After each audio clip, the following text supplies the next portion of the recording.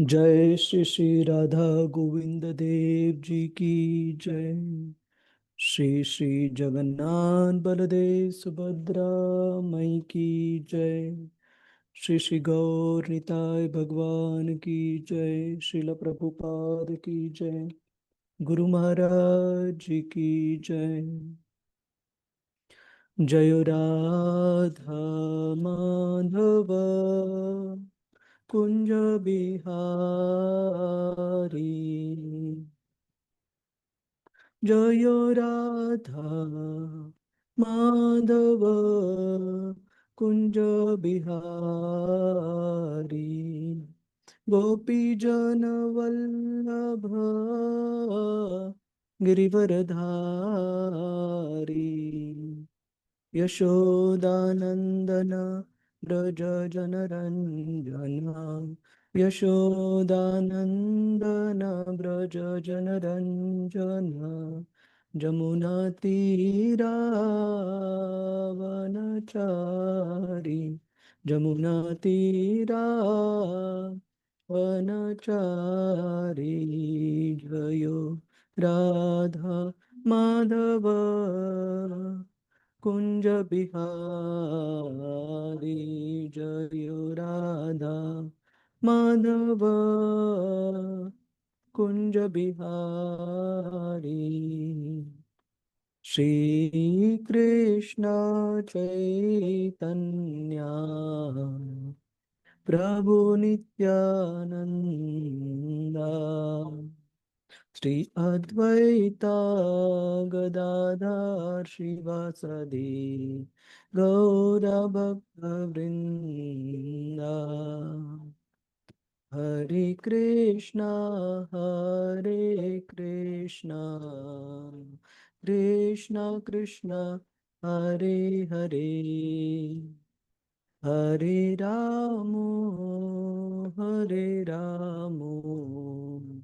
राम राम हरे हरे। हरे कृष्णा कृष्णा कृष्णा हरे हरे। हरे राम हरे राम राम राम हरे हरे। हरे कृष्णा कृष्णा कृष्णा हरे हरे। हरे राम राम राम हरे हरे। हरे कृष्णा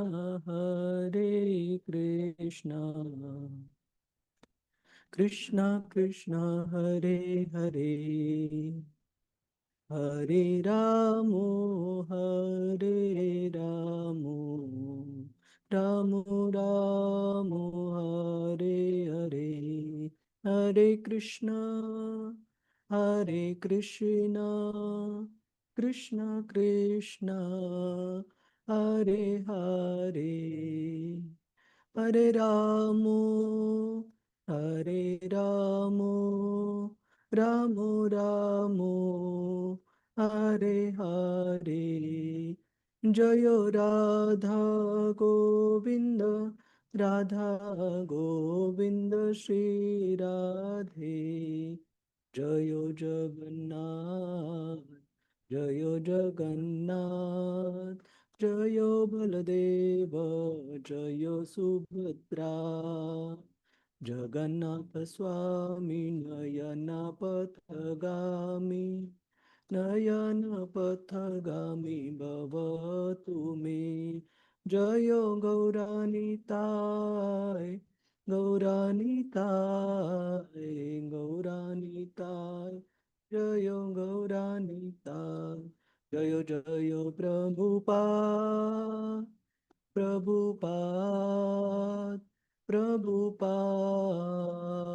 प्रभुपाद। जय गुरुदेव गुरुदेव। हरिनाम संकीर्तन की जय। श्रील प्रभुपाद की जय। गुरु महाराज जी की जय।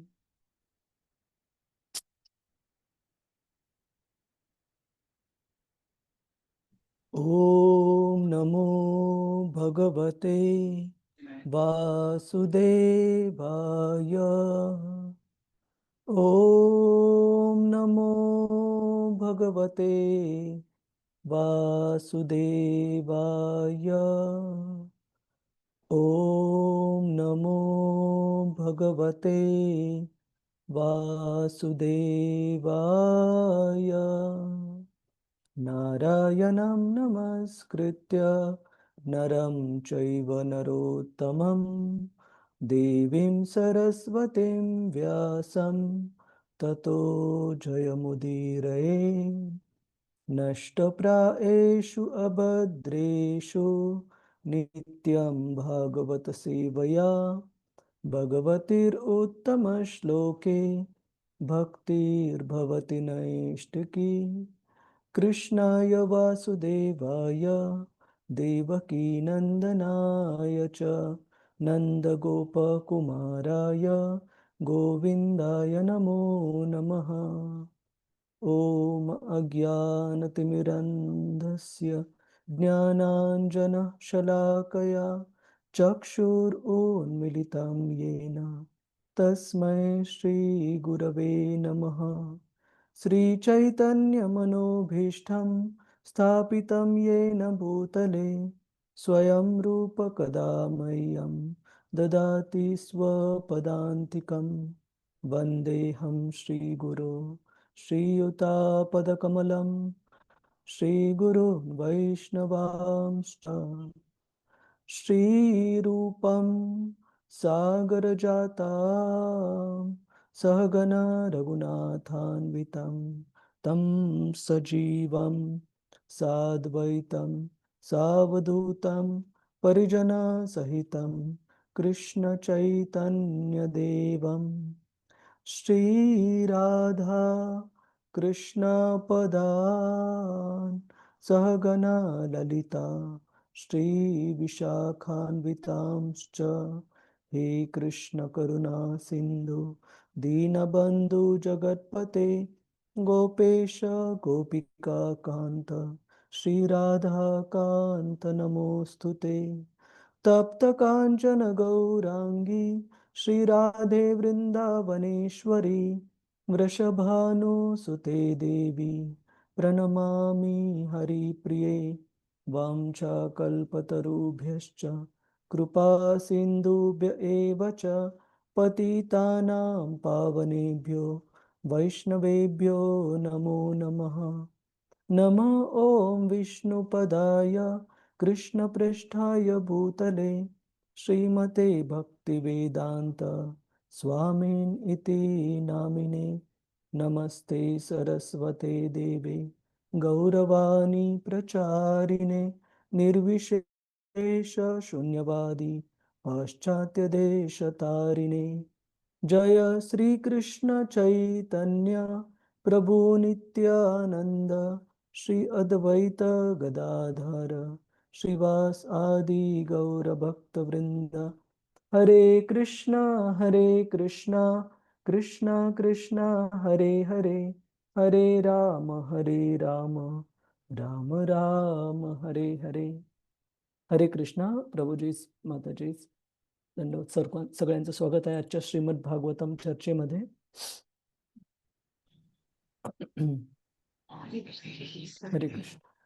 तर आपण मागच्या वेळेस पाहिलेलं की कशा प्रकारे शुकदेव गोस्वामी हे अष्टांग योगाच्या मार्गाबद्दल चर्चा करत आहेत अशा व्यक्तींसाठी जे की त्या श्रीमद भागवतम ऐकणाऱ्या श्रोत्यांमध्ये होते परंतु शुद्ध भक्तीच्या स्तरावर नव्हते, योग मार्गाचे अष्टांग योग मार्गाचे पालन करत होते, ज्ञान योग मार्गाचे पालन करत होते। आणि विशेषतः परीक्षित महाराजांचे जे प्रश्न आहेत अशा प्रकारचं अष्टांग योग मार्गाचं पालन करणाऱ्या साधकासाठी की त्या अष्टांग योग मार्ग मार्गाचं पालन करणाऱ्या साधकाची धारणा, साधना कशा प्रकारची असली पाहिजे, आणि आपण पाहिलं की कशा प्रकारे मन आणि इंद्रिय यांचं नियंत्रण करण्यासाठी वेगवेगळे शारीरिक उपाय सांगितलेले आहेत, की कशा प्रकारे स्थिर प्रकारे आसनस्थ व्हायला पाहिजे. प्राणायाम म्हणजे श्वसनाच्या नियंत्रणाद्वारे श्वसन क्रिया नियंत्रण झाली पाहिजे, आणि त्याद्वारे मन आणि इंद्रिय हे नियंत्रित करावीत. आणि नंतर बुद्धीने मन आणि भगवंतांच्या स्थूल शक्तींवर म्हणजे विराट रूपावर चित्त स्थिर करावे. तर ह्या अष्टांग योगावरील मार्गावरील साधकांची जी साधना आहे, ती आहे विशेषतः 2 भागांमध्ये त्याचं विभाजन केलेलं आहे. अशा प्रकारच्या अष्टांग योगा मार्गाचं पालन करणाऱ्या व्यक्तींसाठी. एक आहे असे अष्टांग योगी ज्यांनी की भौतिक आनंदाला, भौतिक उपभोगाला ती तो स्तर पार केलेला आहे, आणि ते पूर्णपणे अनासक्त आहेत भौतिक उपभोगासाठी, आनंद उपभोगण्यासाठी. आणि अशा अष्टांग योगी मार्गावरील साधकांचं वर्णन थोड्या वेळानंतर येईल, ज्याच्यामध्ये की पुढच्या अध्यायामध्ये त्यांना परमात्मा रूपावर भगवंतांच्या कशा प्रकारे चित्त स्थिर करावे याच्याबद्दल शुकदेव गोस्वामी सांगतील. परंतु त्याआधी अशा साधकांचं वर्णन या ठिकाणी, साधकांसाठी वर्णन शुकदेव गोस्वामी करत आहेत, जे की भौतिक जगातील आनंद उपभोगण्याची ज्यांची आणखी काही प्रमाणामध्ये इच्छा आहे. तर अशा साधकांसाठी सांगितलेलं आहे की त्यांनी भगवंतांच्या विराट रूपावर चित्त स्थिर करणं हे आवश्यक आहे. तर आपण श्लोक क्रमांक 24, माताजी 24च आहे ना नंबर? हो हो प्रभूजी, हरे 24. हरे कृष्ण. श्लोक क्रमांक 24 पासून आपण सुरुवात करूया, आणि येणाऱ्या श्लोकांमध्ये या धारणाश्रयाचं म्हणजे कशा प्रकारे विराट रूपावर अशा अष्टांग योगी व्यक्तीने चित्त स्थिर करायला पाहिजे, जेणेकरून त्याला योगिक सिद्धी आणि प्रगती प्राप्त होईल, या विराट रूपाचं वर्णन शुकदेव गोस्वामी देत आहेत. तर सर्वात अगोदर हे जाणून घेणं महत्वाचं आहे की भगवंतांचं विराट रूप म्हणजे काय, आणि बाकीचे जे भगवंतांनी धारण केलेले अवतार रूप आहेत, जसं प्रभू रामचंद्र असू, परशुराम असू, वराह अवतार असू, हयग्रीव, बाकीचे दशावतारांपैकी किंवा बुद्ध अवतार असू, तर बाकीच्या अवतारांमध्ये आणि विराट रूपामध्ये फरक काय आहे? तर असं सांगितलं जातं शास्त्रामध्ये की भगवंतांचं रूप हे सच्चित आनंद आहे. हे आपल्या भौतिक शरीराप्रमाणे भौतिक द्रव्यांचं वगैरे बनलेलं नाही आहे. ते सच्चिदानंद म्हणजे कधीही लोप न पावणारं दिव्य असं भगवंतांचं कोणत्याही अवतारामध्ये शरीर आहे. परंतु विराट रूपाबद्दल हे सांगितलंय की विराट रूप म्हणजे असे भौतिक जगतातले घटक ज्यांना तुम्ही, मी, आपण आपल्या भौतिक स्थितीमध्ये स्पर्श करू शकतो, पाहू शकतो, अनुभवू शकतो. दिव्य दृष्टी नसताना पण व्यक्ती त्या भौतिक गोष्टींना अनुभवू शकतो. अशा भौतिक गोष्टींचं, घटकांचं बनलेलं रूप, जे की एका साधकासाठी ज्याला ते दिव्य दृष्टी उपलब्ध नाहीये, त्याच्या आध्यात्मिक प्रगती न झाल्यामुळे, अशा साधकाला साध्या सरळ रूपामध्ये भगवंतांवर ध्यान, चित्त एकत्र करण्यासाठी मदत व्हावी, यासाठी हे विराट रूप सांगितलंय.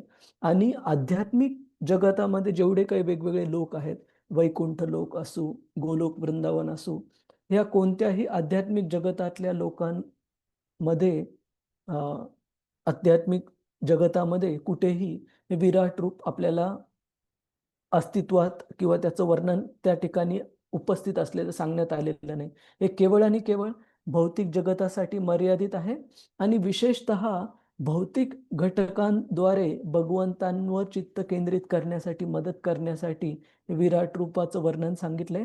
आणि हे एक टेम्पररी म्हणजे अस्थायी, काही काळापुरतंच शाश्वत रूप हे नाहीये.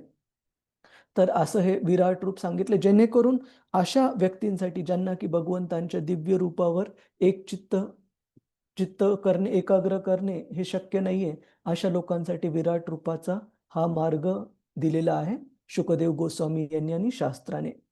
तर आपण श्लोक क्रमांक 24 पासून सुरुवात करूया. कुणाचा काही प्रश्न आहे का प्रभूजी माताजी? की वेगवेगळ्या प्रकारचे आध्यात्मिक मार्गांचे पालन करणारे साधक कोणते, आणि त्यापैकी जे भक्ती मार्गावर नाही आहेत, म्हणजे उरले ज्ञान मार्गावरचे आणि अष्टांग योग मार्गावरचे. त्या अष्टांग योग मार्गामध्ये आपण 2 प्रकारचे योगी सांगितले.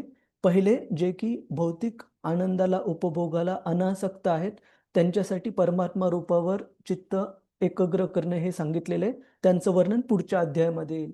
परंतु या अध्यायामध्ये जे की असे अष्टांग योगी ज्यांना भौतिक उपभोगाची इच्छा आहे, त्यांच्यासाठी भगवंतांच्या विराट रूपावर चित्त एकाग्र करणं आवश्यक आहे. आणि आपण हे सांगितलं की हे जे विराट रूप आहे ते भगवंतांचं शाश्वत रूप नाहीये, जे की सच्चित आनंद दिव्य रूप आहे, जे की आध्यात्मिक जगतात पण आपल्याला वेगवेगळे भगवंतांचे अवतार पाहायला मिळते. त्यांच्यापैकी हे विराट रूप हे नाहीये. विराट रूप हे अशा व्यक्तींसाठी केवळ सांगितले जे की भौतिक घटकांद्वारे भगवंतांवर आपलं चित्त एकाग्र करू शकते. कुणाला काही प्रश्न आहे का प्रभूजीच माताजीच? हरे कृष्ण. अवघड आहे का समजण्यासाठी, लक्षात ठेवण्यासाठी? हरे कृष्ण. प्रभूजी संपलं. नाही प्रभूजी समजलं. आणि कोणत्या कोणत्या गोष्टी लिहून ठेवण्याचा पण प्रयत्न करा, कारण आपली कलियुगामध्ये जी बुद्धी आहे, आठवणीत ठेवण्याची जी क्षमता आहे, ती पण काळानुसार बाकीचे आपले जे पूर्वज होते त्रेतायुगामध्ये, द्वापार युगामध्ये किंवा सत्ययुगामध्ये, त्यांच्यापेक्षा निश्चित कितीतरी कमी स्तराचे आहे. त्याच्यामुळे काही काही गोष्टी ज्यावेळेस आपण पहिल्यांदा ऐकतो त्या आपण नोट्स काढणं किंवा लिहून ठेवणं हे कधी पण चांगलं पुढे रेफरन्ससाठी. 24 क्रमांक चा श्लोक कृपया म्हणण्याचा प्रयत्न करा. विशेषस्तस्य देहोऽयं विशेषस्तस्य देहोऽयं त्वविष्ठस्य स्ववीयसाम् तविष्टस्य स्ववीयसाम् यत्रेदं व्यज्यते विश्वम् यत्रेदं व्यज्यते विश्वं भूतं भव्यं भवच्च सत्. भव्यं भवच्च सत्. कुणाला वाचायचं? अलका माताजी. हरे कृष्ण. हरे कृष्ण प्रभूजी. दंडवत प्रणाम. दंडवत. हे संपूर्ण विराट असे दृश्य भौतिक जगत म्हणजे परम सत्याचे व्यक्तिगत शरीर आहे, आणि या विश्वात भौतिक काळाचे भूत, भविष्य आणि वर्तमान असे काळ अनुभवास येतात. तात्पर्य श्रील प्रभुपादजी द्वारा. श्रील प्रभुपादजी की जय. भौतिक व आध्यात्मिक कोणतीही गोष्ट ही भगवंतांच्या शक्तीचा विस्तारच आहे, आणि भगवद्गीतेत 13.13 मध्ये म्हटल्याप्रमाणे सर्व शक्तिमान भगवंतांचे दिव्य नेत्र, शीर्षे आणि इतर सर्व अवयव हे सर्वत्र पसरलेले आहेत. ते पाहू, ऐकू आणि स्पर्श करू शकतात व कोठेही प्रकट होऊ शकतात, कारण त्यांचे आध्यात्मिक जगात विशिष्ट असे धाम निवासस्थान असले तरी ते सर्व सूक्ष्म जीवांचे परमात्मा म्हणून सर्वत्र उपस्थित आहे. हे सापेक्ष जगही त्यांचेच व्यक्त प्रतिनिधित्व आहे, कारण हे जग म्हणजे त्यांच्या पराशक्तीचाच एक विस्तार आहे. ज्याप्रमाणे सूर्य एकदेशीय असूनही सर्व ठिकाणी उपस्थित आहे आणि सूर्यकिरणे सूर्यापासून अभिन्न असल्यामुळे सूर्यच म्हणून समजली जातात, त्याप्रमाणे भगवंत आपल्या धामात स्थित असून देखील त्यांची शक्ती सर्व ठिकाणी विस्तारित झालेली असते. विष्णू पुराणामध्ये 1.22.52 मध्ये म्हटले आहे की ज्याप्रमाणे अग्नी एकाच ठिकाणी असला तरी त्याची किरणे आणि उष्णता सर्वत्र पसरते, त्याप्रमाणे परम चैतन्य भगवंत हे स्वतःला आपल्या विविध प्रकारच्या शक्तींद्वारे विस्तारित करतात.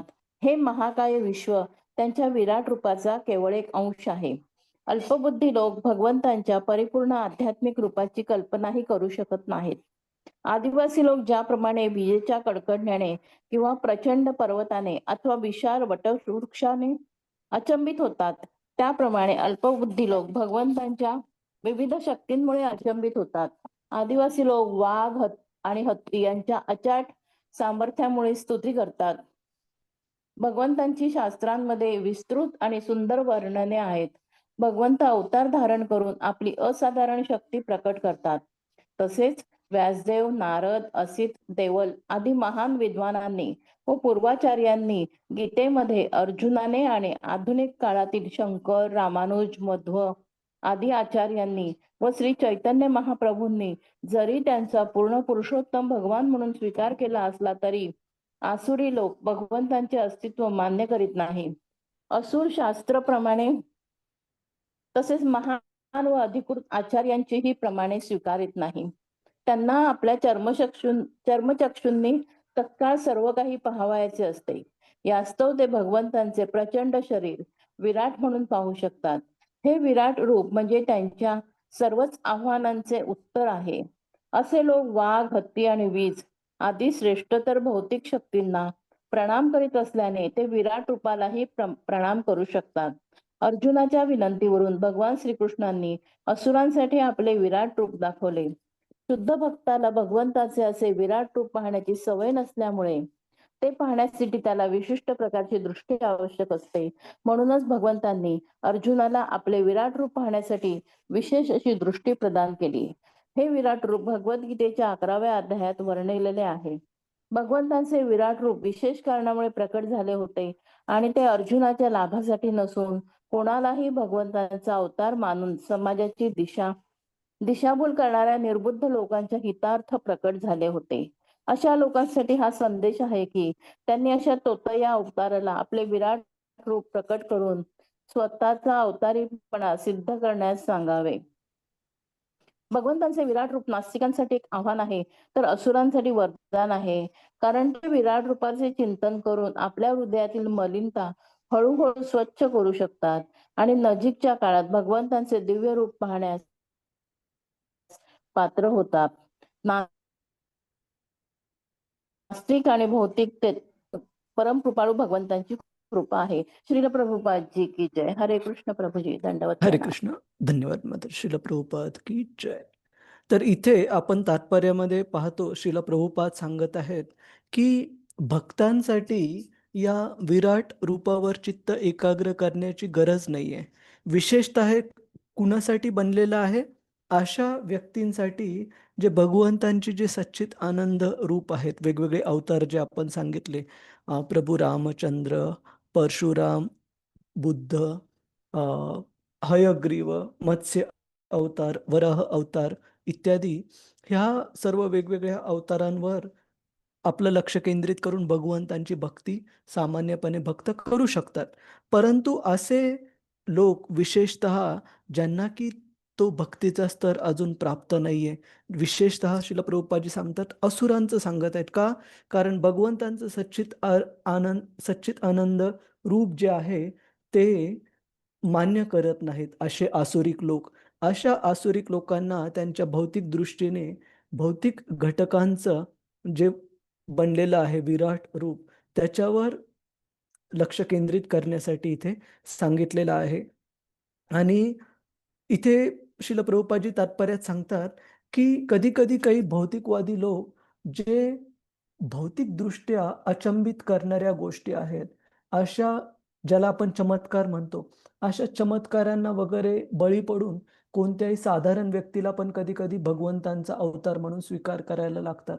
परंतु भगवंतांनी हे विराट रूप प्रकट करण्याचं आणखी एक कारण म्हणजे अशा तोतया अवतारींसाठी जे की भगवंतांना स्वतःला भगवंत म्हणून चुकीच्या प्रकारे लोकांसमोर मांडत आहेत, अशा तोतया लोकांसाठी जर कुणी स्वतःला पूर्ण पुरुषोत्तम भगवंत म्हणून सांगत असेल तर सामान्य माणसाने त्यांना पण विराट रूप दर्शवण्यासाठी सांगावे.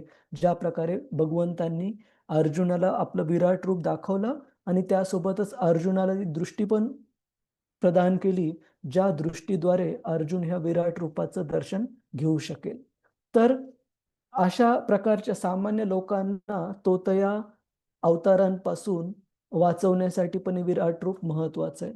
तर सांगण्याचा कन्क्लुजन किंवा निष्कर्ष असा की विराट रूप हे केवळ आणि केवळ एका विशेष प्रकारच्या व्यक्तींसाठी त्यांचं चित्त स्थिर करण्यासाठी भगवंतांनी प्रकट केले. अशा लोकांना ज्यांना की भगवंतांच्या सच्चित आनंद रूपावर तेवढी श्रद्धा नाहीये किंवा भक्तीचा तेवढा स्तर नाहीये भगवंतांच्या सच्चित आनंद रूपाबद्ध भजनासाठी. परंतु अशा लोकांनाही भगवंतांना प्राप्त करण्यासाठी एक मार्ग राहावा म्हणून विराट रूप भगवंतांनी प्रकट केलेलं आहे. आणि प्रभुपाद लिहितात की असे भगवंतांचे विराट रूप हे नास्तिकवादी लोकांसाठी, नास्तिकवादी लोक म्हणजे जे भगवंतांचं अस्तित्वच मान्य करायला तयार नाहीत, तर हे एक आव्हान आहे. का? कारण भगवंतांचं सच्चित आनंद रूप जरी तुम्ही मान्य करायला तयार नसताल, परंतु भौतिक घटकांनी बनलेले हे जे विराट रूप आहे ते भौतिक घटक तर आपण आपल्या इंद्रियांनी अनुभवू शकतो. त्याच्यामुळे अशा नास्तिकवादी लोकांसाठी भगवंतांचं हे विराट रूप एक आव्हान म्हणून सांगितलंय आणि असुरांसाठी वरदान. का? कारण अशा आसुरिक प्रवृत्तीच्या लोकांसाठी जर भगवंतांनी मार्ग ठेवला नाही त्यांच्यावर चित्त एक केंद्रित करण्याचा, भगवंतांवर चित्त एक केंद्रित करण्याचा, तर असुरांसाठी दुसरी कोणताही उपाय राहणार नाही भगवंतांना जाणण्याचा. त्याच्यामुळे हे विराट रूप हे असुरांसाठी लाभदायक आहे. साध्या सरळ प्रकारे असे असुर लोक भगवंतांना जाणून घेऊ शकतात, त्यांच्यावर चित्त केंद्रित करू शकतात. कुणाला काही प्रश्न आहे का? प्रभूजीच, माताजीच, हरे कृष्ण. भगवंतांचं विराट रूप काय आहे, कुणासाठी बनलेलं आहे आणि कशा प्रकारे बाकीचे जे सच्चित आनंद रूपाचे भगवंतांचे अवतार आहेत व्यक्तिशः, त्या सच्चित आनंद अवतारांपेक्षा विराट रूप हे कशा प्रकारे वेगळं आहे. कुणाला काही प्रश्न आहे का? प्रभूजीच, माताजीच, हरे कृष्ण. ठीक आहे, आपण पुढे जाऊ. श्लोक क्रमांक 25. कृपया म्हणण्याचा प्रयत्न करा. अंडकोशे शरीरेऽस्मिन् अंडकोशे शरीरेऽस्मिन् सप्तावरण संयुते सप्तावरणसंयुते वैराजः पुरुषो योऽसौ वैराजपुरुषोऽसौ भगवान् धारणाश्रयः. भगवान् धारणाश्रयः. कुणाला वाचायचंय का? प्रभूजीच, माताजीच, हरे कृष्ण. हरे कृष्ण. प्रभूजी, मी वाचू का? हा, क्षितिजा माताजी, हरे कृष्ण. हरे कृष्ण. श्रीला प्रभुपाद की जय. 7 भौतिक तत्वांच्या आवरणांनी आवृत्त असलेल्या ब्रह्मांडामध्ये जे भगवंतांचे महाकाय विश्वरूप आहे ते विराट रूपाच्या संकल्पनेचा विषय आहे. तात्पर्य: भगवंतांची इतरही असंख्य रूपे आहेत आणि ती सर्व मूळ आणि सर्वश्रेष्ठ रूप भगवान श्रीकृष्ण यांच्या रूपाशी अभिन्न आहेत. भगवद्गीतेत सिद्ध करण्यात आले आहे की परमेश्वराचे आद्य, दिव्य आणि शाश्वत रूप म्हणजे भगवान श्रीकृष्ण रूप होय. परंतु आपल्या अचिंत्य अंतरंगा शक्तीने आत्ममाया ते आपल्या परिपूर्ण शक्तीमध्ये कोणताही क्षय होऊ न देता स्वतःला अनेक रूपांद्वारे आणि अवतारांद्वारे विस्तारित करतात. ते परिपूर्ण आहेत आणि त्यांच्यापासून जरी असंख्य रूपे प्रगट होत असली तरी कोणतीही घट न होता ते परिपूर्णच राहतात. हीच त्यांची आध्यात्मिक किंवा अंतरंगा शक्ती आहे. भगवंत हे पृथ्वी तलावर मानव सदृश्य रूपात अवतरित होऊ शकतात याची कल्पनाही काही अल्पबुद्धी लोक करू शकत नाहीत. अशा अल्पबुद्धी लोकांची खात्री पटवण्यासाठीच, तसेच आपणच सर्वश्रेष्ठ परमपुरुषोत्तम असल्याचा आणि आपल्यापेक्षा श्रेष्ठ किंवा आपला प्रतिस्पर्धी कोणीही नसल्याचा दावा करण्याची शक्ती केवळ आपल्याकडेच आहे हे सिद्ध करण्यासाठी भगवान श्रीकृष्णांनी भगवद्गीतेच्या 11व्या अध्यायात आपले विराट रूप प्रकट केले आहे.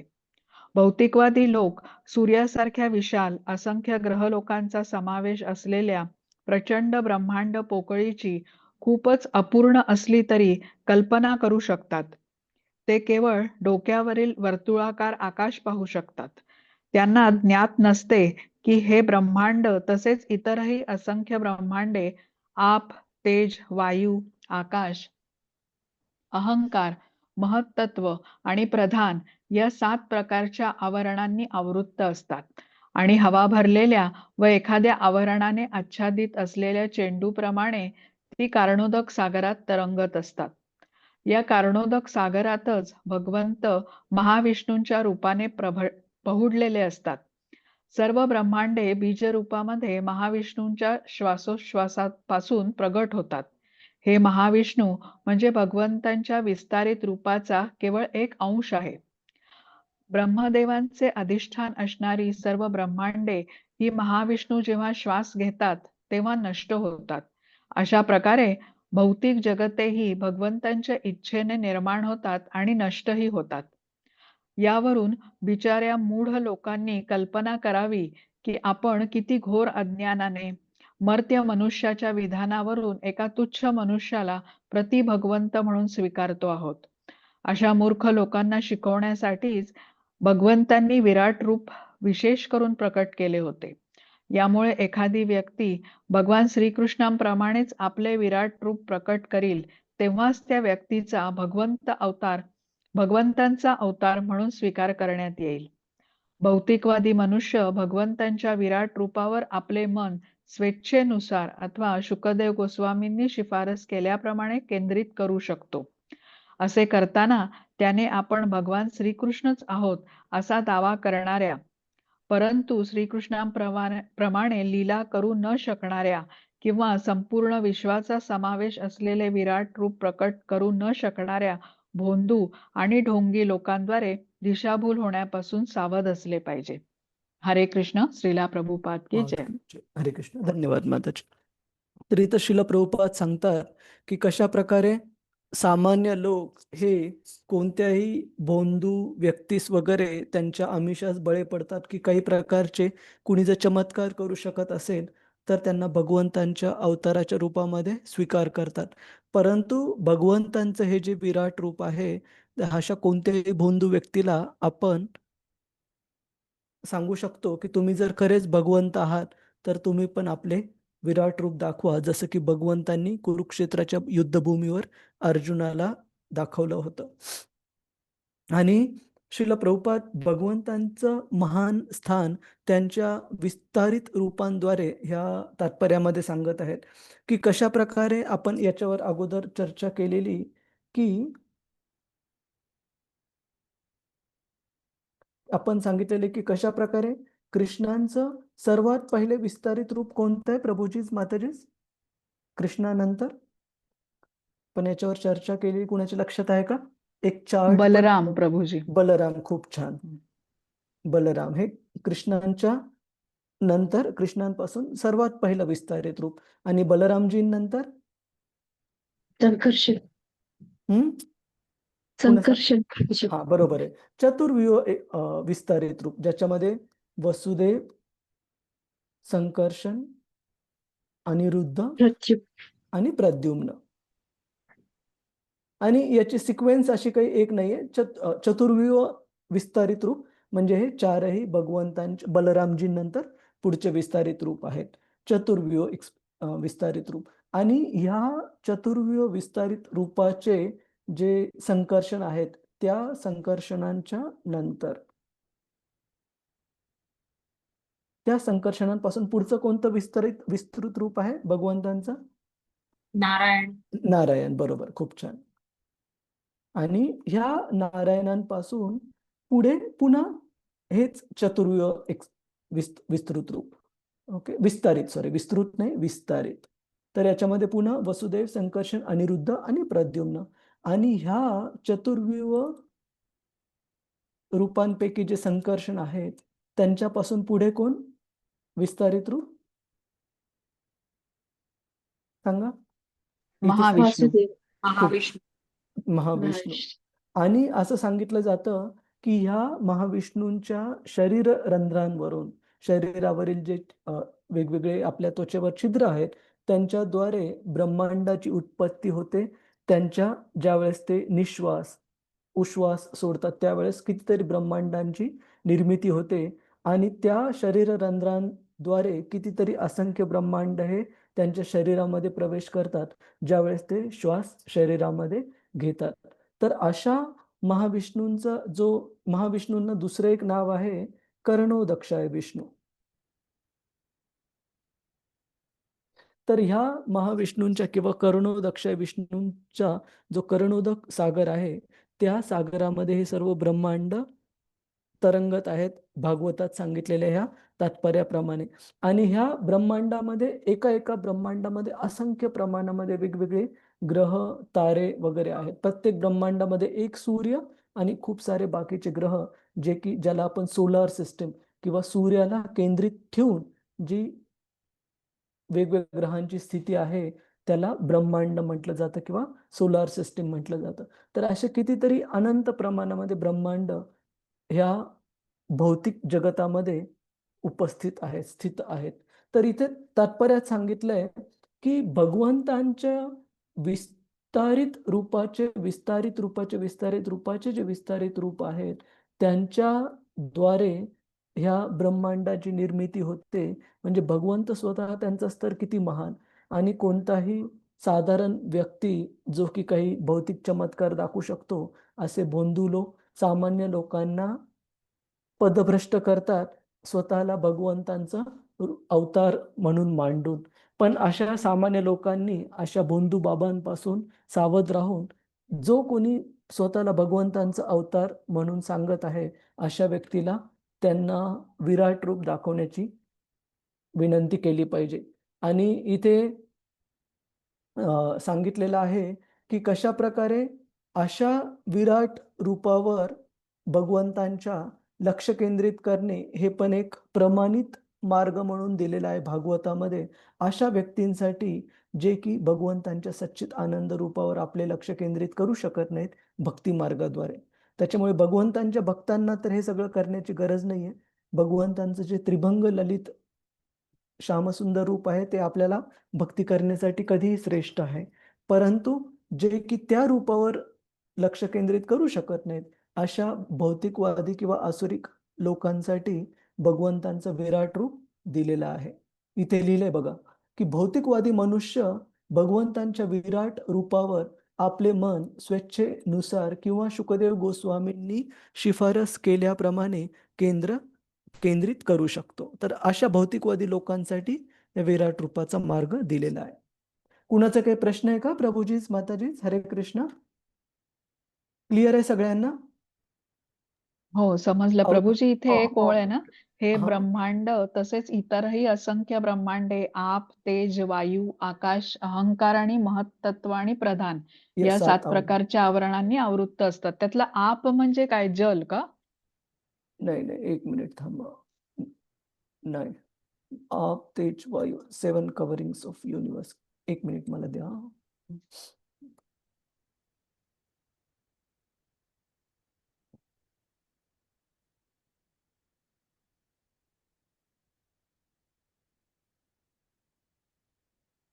आप म्हणजे तुम्ही, हा बरोबर आहे, बरोबर आहे. हा, तुम्ही जल. जलस हा जलस म्हटले, बरोबर हा आहे.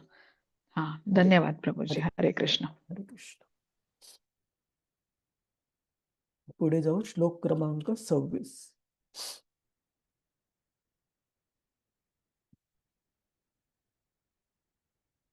पातालम एतस्य हि पादमूलम् एतस्य हि पादमूलम् पठन्ति पार्ष्णि प्रपदे रसातलम् पठन्ति पार्ष्णि प्रपदे रसातलम् महातलं विश्वसृजोऽथ गुल्फौ महातलं विश्वसृजोऽथ गुल्फो तलातलं वै पुरुषस्य जङ्घे तलातलं पुरुषस्य जङ्घे. भगवंतांचं जे विराट रूप आहे, त्याचं वर्णन शुकदेव गोस्वामी पुढे कंटिन्यू करत आहेत, मांडत आहेत. तर याच्यामध्ये सांगितलेलं आहे की विराट रूपाचे जे वेगवेगळे निम्न लोक आहेत पृथ्वीपेक्षा, जसे की आताल, सुतल, वितल, तलातल, पाताल, हे वेगवेगळे लोक सांगितलेले आहेत पृथ्वी लोकाच्या खाली, ज्यांचा ठिकाण आहे, स्थान आहे.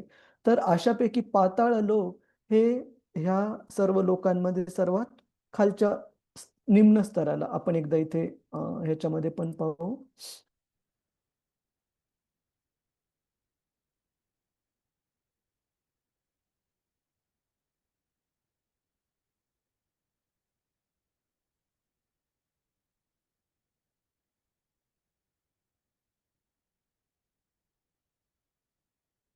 तर इथे दाखवलेलं आहे, जर 14 जे लोक म्हणतो आपण किंवा प्लॅनेटरी सिस्टम्स म्हणतो, तर पृथ्वी हा मध्यभागी आहे. पृथ्वीच्या वर 6 आणि खाली 7, 6 प्लस पृथ्वी 1 7 आणि पृथ्वीच्या खाली 7, अशा प्रकारे 14 लोक ज्याला आपण म्हणतो, किंवा 14 प्लॅनेटरी सिस्टम्स. तर याच्यामध्ये पृथ्वीच्या खालचे जे ग्रह आहेत त्यांना निम्न स्तराचे ग्रह सांगे, आणि सगळेच निम्न स्तराचे ग्रह हे नरक लोक नाही आहेत. त्याच प्रकारे पृथ्वीच्या वर सगळेच उच्च स्तराचे ग्रह हे स्वर्गलोक नाही आहेत. तर ह्या निम्न स्तराच्या ग्रहांमध्ये सर्वात खाली जी खालचा जो ग्रह आहे त्याला सांगितलेलं आहे पाताळ. तर अशा हे पाताळ हे विराट रूपाचे पाय म्हणून सांगितलेले आहेत भागवतामध्ये. कुणाला वाचायचंय का? प्रभूजीच, माताजीच, हरे कृष्ण.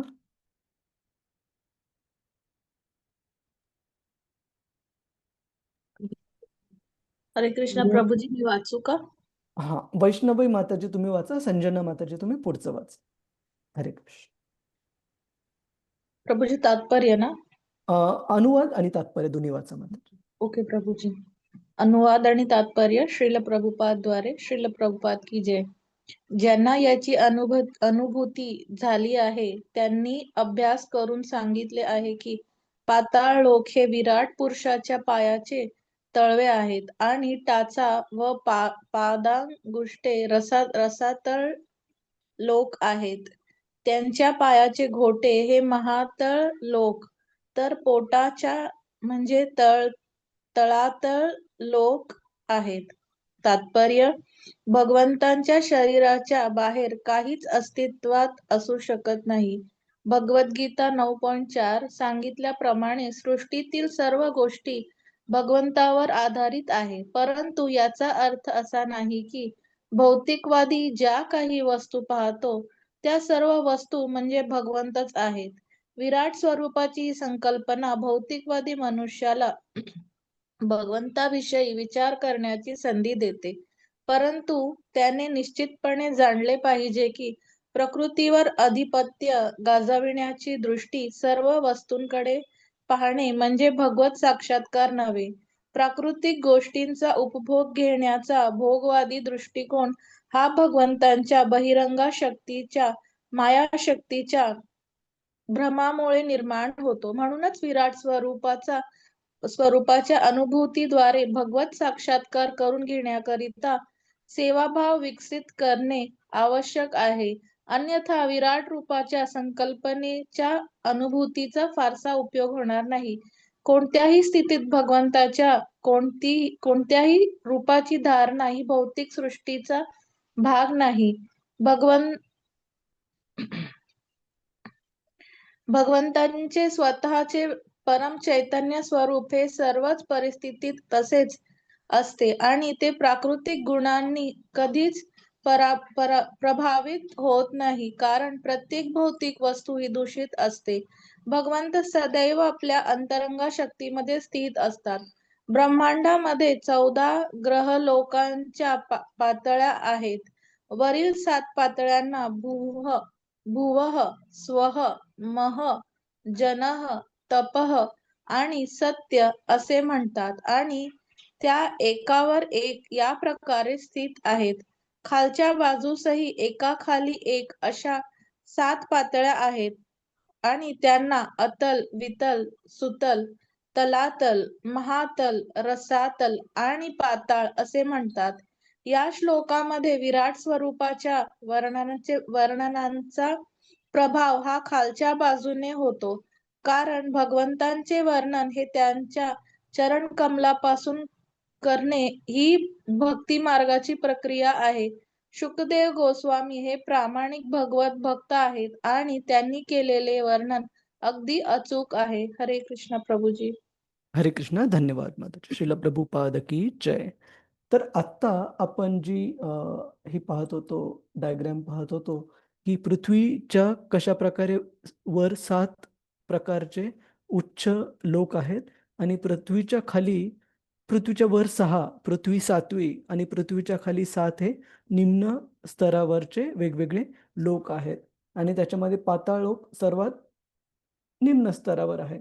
आणि श्रीला प्रभुपादजी सांगतात की जे भौतिकवादी व्यक्ती आहेत आणि जे भगवंतांचे भक्त आहेत, त्याच्यामध्ये एक मुख्य अंतर, मुख्य फरक काय पाहायला मिळतो आपल्याला, की जे भौतिकवादी लोक आहेत त्यांची अशी धारणा असते की भगवंतांनी ही पूर्ण जी सृष्टी बनवलेली आहे आणि या सृष्टीमध्ये ज्या काही गोष्टी आहेत, जे काही भौतिक घटक आहेत, जे काही जीव जंतू, वेगवेगळ्या प्रकारचे जीवमात्र आहेत, ते सर्व एक भौतिकवादी व्यक्ती स्वतःच्या उपभोगासाठी किंवा शोषणासाठी घेण्याचा मानस ठेवतो, इच्छा ठेवतो. परंतु जे भगवत भक्त आहेत ते हे जाणतात की हे पूर्ण भगवंतांनी जे बनवलेलं ब्रह्मांड आहे, भौतिक जगत आहे, याच्यातील प्रत्येक घटक हा माझ्या आनंदासाठी किंवा उपभोगासाठी बनलेला नाहीये. या प्रत्येक घटकाची, वस्तूची, जीवमात्राची जी खरी ओळख, खरी जी खरं जे ज्याच्यासाठी बनलेला आहे उद्देश, तो उद्देश आहे भगवंतांच्या सेवेसाठी, भगवंतांच्या आनंदासाठी. त्याच्यामुळे एक भगवंत भगवत भक्त व्यक्ती हा स्वतःच्या जीवनातील उपस्थित असलेली प्रत्येक गोष्ट, धन असू, धान्य असू, स्वतःची मिळवलेली जी बुद्धी असू, कुटुंबातील सदस्य असू किंवा स्वतः असू, भगवत भक्त हे प्रत्येक गोष्ट भगवंतांच्या सेवेमध्ये जोडण्याचा प्रयत्न करतात. परंतु जे आसुरिक प्रवृत्तीचे लोक आहेत ते भगवंतांच्या ह्या ब्रह्मांडातील, पृथ्वीवरील प्रत्येक गोष्ट ही भगवंतांपासून वेगळी घेऊन स्वतःच्या उपभोगासाठी उपयोग करण्याचा प्रयत्न करतात. जसं की नेहमी उदाहरण दिलं जातं की आपण जर रस्त्यावर काही दाणे टाकले धान्याचे, तर पक्षी येतील आणि ते स्वतःला पाहिजे तेवढेच धान्याचे कण घेतील, खातील आणि निघून जातील.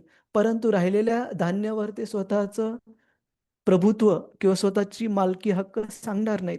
परंतु त्याच ठिकाणी जर त्या ठिकाणी अशी कोणती वस्तू ठेवली जी की मनुष्याच्या उपयोगाची आहे, तर ते केवळ स्वतःला पाहिजे तेवढंच घेणार नाही, तर बोरीमध्ये भरून बाकीचं राहिलेलं पण सगळं घेऊन जातील.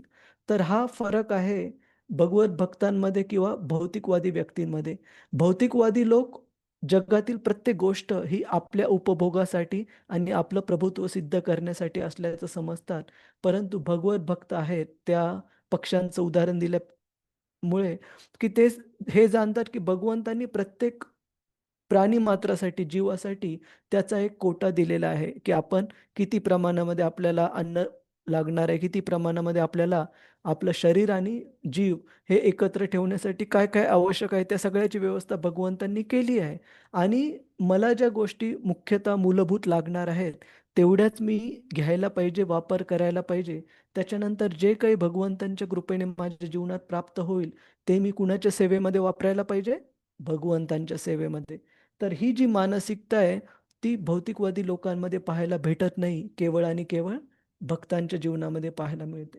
आणि याचा परिणाम काय होतो प्रभुजीच माताजी, की आपली जी प्रवृत्ती आहे, भौतिकवादी लोकांची जी प्रवृत्ती आहे, ती कोणती गोष्ट शोषण करून घेण्याची बनते. शोषण म्हणजे माझ्या आनंदासाठी, उपभोगासाठी जास्तीत जास्त मी कसं त्या गोष्टीचा फायदा घेऊ शकू. त्याच्या उलट एक भक्त स्वतःचे जे पती, पत्नी, मुलं, बाळं, आई, वडील, भाऊ, बहीण आणि बाकीचे आप्तेष्ट जे आहेत, त्यांना हे जाणून त्यांची काळजी घेतात, की हा जीव, माझे जरी मुलं, बाळं, पती, पत्नी किंवा आई-वडील असतील, तरी ते असण्याच्या अगोदर भगवंतांच्या अंशाच्या रूपामध्ये त्यांचं स्थान आहे. त्याच्यामुळे त्यांना भगवंतांच्या भक्तीशी जोडणं हे किती महत्त्वाचं आहे. तर हा फरक आहे एका भौतिकवादी व्यक्तीच्या विचारसरणीमध्ये आणि भगवत भक्ताच्या विचारसरणीमध्ये. कुणाला काही प्रश्न आहे का? प्रभुजीच माताजीच क्लिअर आहे? काय फरक आहे एका आसुरिक प्रवृत्तीच्या व्यक्तीमध्ये, भौतिकवादी व्यक्तीमध्ये आणि एका भगवत भक्तामध्ये? हो, हरे कृष्ण. प्रभूजी एक प्रश्न होता. हा माताजी. प्रभूजी आपण बघतो की पहिला असं बोलायचे म्हणजे पृथ्वी जे आपण निम्न लोकांमध्ये बोलतो ते सुद्धा एकदम शाली अशा स्तरावर होती. तर आधी असे बोलायचे की तिन्ही लोकांवरती विजय प्राप्त केला आहे जो पण व्यक्ती असायचं, जे राजा असो या राक्षस वगैरे जे असायचे ते. तर आता आपण बघतो की ह्या सगळ्या गोष्टी जे आहे बघायला मिळत नाही. मग त्यांना जे पण पाताळ लोकांमध्ये किंवा पृथ्वीच्या निम्न लोकांमध्ये किंवा उच्च लोकांमध्ये जे सुद्धा आहेत त्यांना पृथ्वीवरती किंवा त्यांच्या लोकांमधून दुसऱ्या लोकांमध्ये जाण्यासाठी ती जी एक दिव्यता होती त्यांच्याकडे की ते स्थानांतर करू शकत होते, तर ते आपण आता बघायला मिळत नाही. तर याच्या मागे काय कारण असू शकतं? खूप छान प्रश्न आहे. याच्यामध्ये मी म्हणेल की दोन वेगवेगळे प्रश्न आहेत, की सर्वात अगोदर म्हणजे की ह्या लोकांवर वेगवेगळे जे उच्च स्तराचे लोक आहेत पृथ्वीपेक्षा वर, जसं की अ, प्रभुपादांनी ते गायत्री मंत्रातले सांगितले, की ओम भूर्भुवः स्वः. तर हे एकापेक्षा एक वर. भू म्हणजे भूर लोक, भुव म्हणजे भूवर लोक, पृथ्वीपेक्षा श्रेष्ठ. त्याच्यानंतर स्वः म्हणजे स्वर्ग लोक, आणि त्याच्यानंतर 4 वरचे महरलोक, जनलोक, तपलोक, सत्यलोक. तर भगवद्गीता सांगते, की जो कोणी व्यक्ती हे ज्याचं पुण्यकर्म अधिक प्रमाणामध्ये असेल आणि पापकर्म हे नियंत्रणात किंवा जवळपास क्षुल्लक नाही याच रूपामध्ये, तर असे पुण्यात्मे जास्तीत जास्त पृथ्वीपेक्षा श्रेष्ठ ग्रहांना प्राप्त करतील. कधी? जर त्यांची भौतिक उपभोगाची, लाभाची इच्छा असेल त्या पुण्यकर्मासोबत. आणि त्याच प्रकारे ज्यांचे पापकर्म जास्त असतील पुण्यकर्मापेक्षा, त्यांना पृथ्वीपेक्षा निम्न लोकांमध्ये, आताल, वितल, सुतल, तलातल इत्यादी लोकांमध्ये त्यांना जन्म घ्यावा लागेल. आणि विशेषतः जे की अशा प्रकारचे पापकर्म केलेले, ज्यांचं कर्मफळ प्राप्त करणं ज्यांना श्रेयस्कर आहे, म्हणजे मिळणारच आहे, अशा लोकांना विशेषतः वेगवेगळ्या प्रकारच्या नरक लोकांमध्ये नरक यातना भोगण्यासाठी पाताळ लोकामध्ये पाठवलं जातं, जिथे की नरकलोक पण उपलब्ध आहेत. तर वेगवेगळ्या ग्रहांवर जाण्याची क्षमता शास्त्र सांगतं, की खूप कमी जणांकडे उपलब्ध आहे, ज्यांना की भगवंतांची कृपा, विशेष प्रकारची कृपा प्राप्त झालेली आहे. जसं की नारद मुनी. नारद मुनींना पूर्ण परवानगी आहे या 14 लोकांपैकी कुठेही प्रवेश करण्यासाठी, जाण्यासाठी. केवळ ह्या ब्रह्मांडातच काय, असंख्य बाकीच्या साऱ्या ब्रह्मांडात पण कुठेही जाण्यासाठी मुभा आहे नारद मुनींना. परंतु नारद मुनींशिवाय जे जे जे त्या ठिकाणचे जे रहिवासी आहेत, त्यांचं मी सांगितलं भगवद्गीतेप्रमाणे, जे पुण्यात्मे आहेत त्यांना पृथ्वीच्या वरच्या ग्रहावर जन्म मिळेल. जे पाप आत्मे आहेत, पाप केलेले आहेत, अशा लोकांना पाप प्रक्षालन करण्यासाठी निम्न ग्रहांवर जन्म मिळेल. पण एका भक्ताची धारणा काय असली पाहिजे?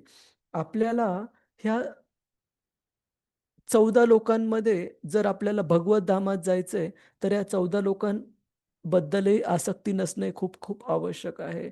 श्रील भक्तिविनोद ठाकूर, जे की गौडीय वैष्णव संप्रदायामध्ये खूप महान आचार्य होऊन गेले, ते भगवंतांच्या हरिनामाच्या स्तुतीमध्ये म्हणतात, की मी हे 14 लोक फिरलो आणि पाहिलं, की या 14 लोकांमध्ये खरीच कोणती अशी गोष्ट नाहीये, जी व्यक्तीला शाश्वतरित्या आनंदी करू शकते भगवंतांच्या हरिनामाशिवाय. एकदा मी ते वैष्णव गीत शोधण्याचा प्रयत्न करतो, आपल्याला सापडतं का बघू.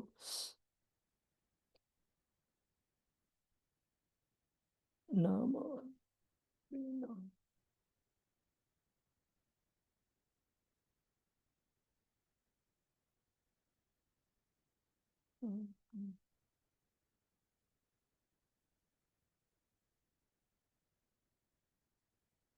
काहीतरी चुकत आहे. तर मी पुढच्या वेळेला मी पाहून येईल, पण भक्तिविनोद ठाकूर यांचं खूप सुंदर वैष्णव गीत आहे. तर सांगण्याची गोष्ट अशी, की ह्या 14 लोकांमध्ये कुठेही जाण्याचा जरी प्रयत्न केला, तरी आपण शेवटी कुठे आहोत संजना माताजी? भौतिक जगतामध्ये आहोत. तर एका भक्ताची हा प्रयत्न असला पाहिजे, की ह्या भौतिक जगाच्या बाहेर पडून जे की आध्यात्मिक जगत आहे, वैकुंठ लोक आहेत, त्या ठिकाणी जाण्याचा प्रयत्न करणं, किंवा गोलोक वृंदावन जे की आध्यात्मिक जगतामधलं सर्वश्रेष्ठ आहे. जसं की भौतिक जगतातलं सर्वश्रेष्ठ ग्रह कोणता आहे? सत्यलोक, ब्रह्मलोक.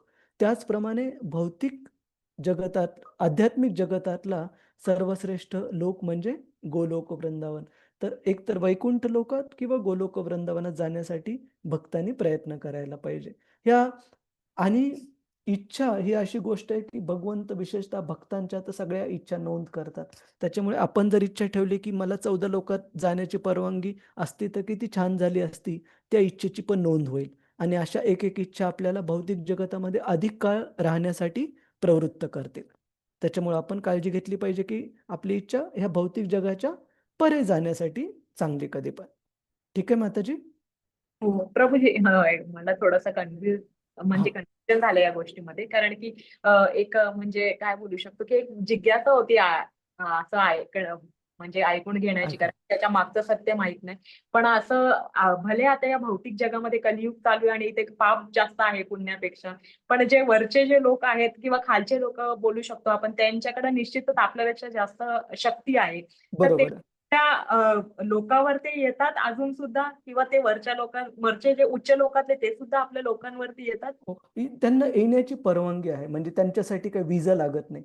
उदाहरणार्थ एक खूप क्रूड आणि साधं उदाहरण देतो की आपल्याकडे भारतातला पासपोर्ट आहे, तर भारताच्या पासपोर्ट घेऊन तुम्ही काही देशांमध्ये विना विजा जाऊ शकता. पण ते कसे साधारण देश, उदाहरणार्थ कंबोडिया असू, मलेशिया काही खूप साधारण आहे, आपल्यापेक्षा निश्चितच श्रीमंत आहे, पण त्या देशामध्ये पण बिना पासपोर्टच्या भारताचा पासपोर्ट, बिना विजाचं भारताचा पासपोर्ट घेऊन प्रवेश करू शकतो.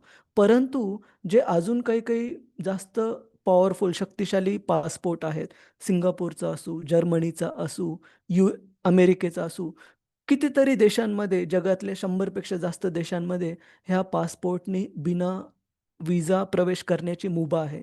तर सांगण्याचा हेतू हा की जे उच्च लोकांवरील जे राहणारे आहेत रेसिडेंट्स, देवी देवता वगैरे, त्यांना परवानगी आहे ह्या निम्न लोकांमध्ये कुठेही विना अटी, कोणतेही नियम याचं पालन न करता जाण्यासाठी परवानगी आहे.